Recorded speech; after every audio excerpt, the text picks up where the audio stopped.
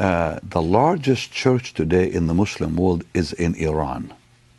The largest church, like body of Christ, is in Iran right now, which is so amazing because you hear all about the the radicals and the regime, the ayatollahs, but you never hear about what God is doing.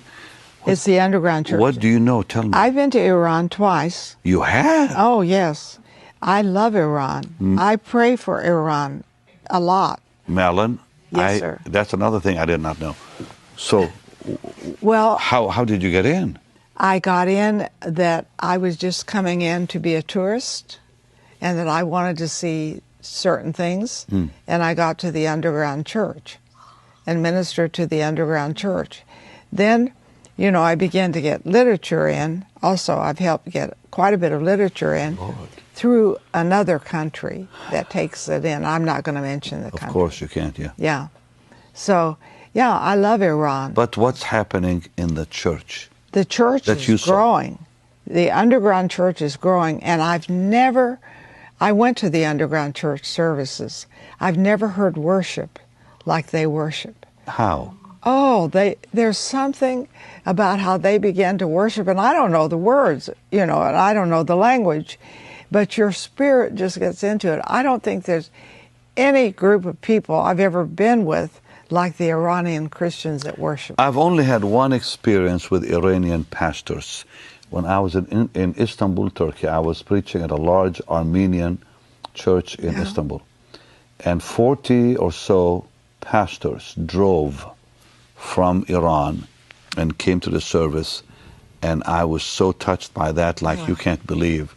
When they came, and they all came forward. And when I prayed for them, the power of God really came on them in such glorious way. That was the only time I really had like an experience for myself. But I've always had great interest in knowing what's happening to the Iranian Well, it's believers. an underground movement, but it's very open. As far as the people, they get hold of you. And I have friends in there, you know, and I remember one time we were in Iran and we drove up north, I think, to where they have the tomb of Daniel. And so it's so hot, and people only come out at night. That's when they shop, because it's cool enough to shop. Wow. So I wanted to just pray over people. So I asked the shopkeeper if I could sit out in front. I had two people, and if we could just pray for people. And the man said, well, yes, but you need tea, and I'll bring tea to you. My goodness. I mean, I think as Americans, we need to pray over nations. You know, if you want things to change, don't gripe. You know, change. You change things. I'm a world changer. Do you believe? And of course you're a world changer, and we're going to talk about that amazing book that will change lives in just a little bit that you've written. But I do want to ask you about: do you believe, Marilyn, that the present regime in Iran will collapse or not? I definitely believe it will collapse because it's not the people's will. They hate it. Right now, there's protests. Right now, I know. I heard that in Iran, and they're trying to stop the protests, but I don't know if they can. Same thing is happening today in Lebanon. We really need to pray for Lebanon. Listen here, people of God. This is very, and could be very prophetic. It's first of all, it's very important what's going on in Lebanon, but it could change the entire map of the Arab world. And I'll tell you why. Because that's the stronghold of Hezbollah. That's the stronghold. Lebanon is? Yeah. I didn't know that. Absolutely.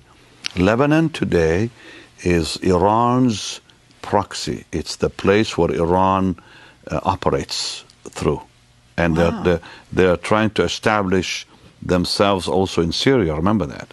But Iran, the Iranian regime works through Hezbollah. Hezbollah is the main focus today of Iran against Israel. So if the protesters succeed in bringing the government down, it could damage Hezbollah completely. And if Hezbollah is damaged, it could change the political map of that whole world, that part of the world. And today so much is happening. People are not maybe aware that I think today or yesterday, the United States government declared that the settlements are not illegal. And that is a massive headline, prophetically. There's already an uproar because of it. This just happened.